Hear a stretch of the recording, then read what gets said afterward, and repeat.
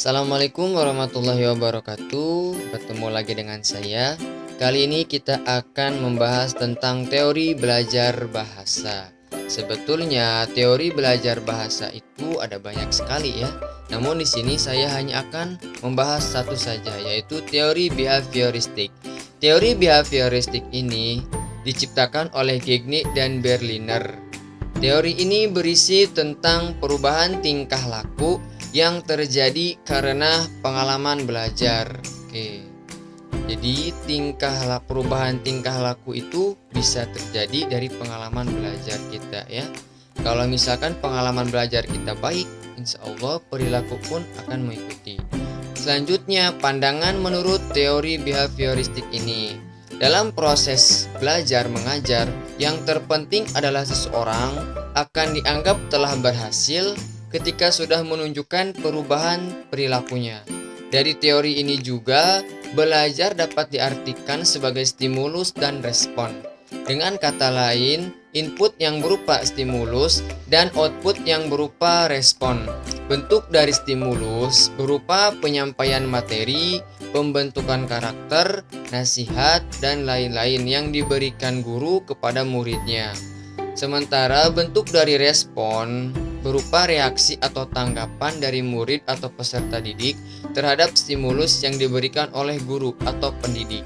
Proses yang terjadi antara stimulus dan respon tidak dapat diamati dan diukur.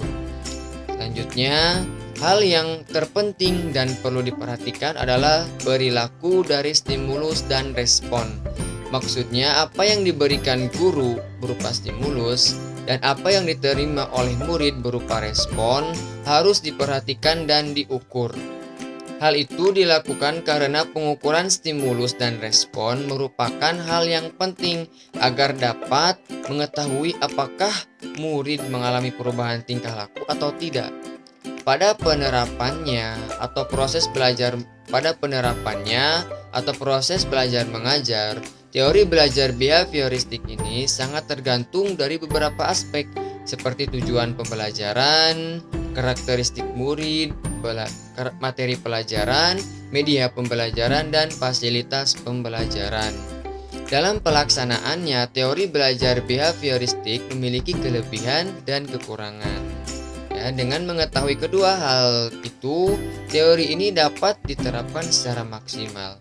Sebelum kita membahas tentang kelebihan dan kekurangan teori ini, kita bahas juga hal-hal yang perlu diperhatikan dalam penerapan teori behavioristik ini. Yang pertama, yaitu ada perhatian guru pada murid sangat penting untuk dilakukan. Yang kedua, lingkungan belajar harus diperhatikan. Dan yang ketiga, mengutamakan pembentukan tingkah laku dengan cara latihan dan pengulangan. Yang keempat, proses belajar mengajar harus dengan stimulus dan respon. Oke, selanjutnya kita masuk ke kelebihan teori behavioristik. Yang pertama, guru akan terbiasa untuk bersikap teliti dan peka saat kondisi belajar mengajar.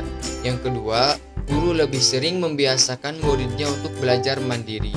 Tetapi ketika murid mengalami kesulitan, baru bertanya kepada guru. Dan yang ketiga, dapat mengganti cara mengajar yang satu dengan stimulus lainnya hingga mendapatkan apa yang diterima oleh murid, yaitu berupa respon. Yang keempat, dengan teori belajar ini sangat cocok untuk mendapatkan kemampuan yang mengandung unsur-unsur kecepatan, spontanitas, dan daya tahan. Kemudian kelebihan yang kelima, teori ini bisa membentuk perilaku yang diinginkan. Dengan kata lain, perilaku yang berdampak baik bagi murid diberi perhatian lebih, dan perilaku yang kurang sesuai dengan murid perhatiannya dikurangi. Yang terakhir, kekurangan teori behavioristik. Yang pertama, tidak semua pelajaran dapat memakai teori belajar behavioristik. Yang kedua, guru diharuskan untuk menyusun bahan pelajaran dalam bentuk yang sudah siap. Dan yang ketiga, cenderung diarahkan untuk berpikir linier, konvergen, tidak kreatif, dan memposisikan murid sebagai murid pasif. Yang keempat, dalam proses belajar mengajar, murid hanya bisa mendengar dan menghafal yang didengarkan. Dan yang kelima, murid membutuhkan motivasi dari luar dan sangat bergantung pada guru. Demikian materi yang bisa saya sampaikan. Mohon maaf apabila ada kesalahan.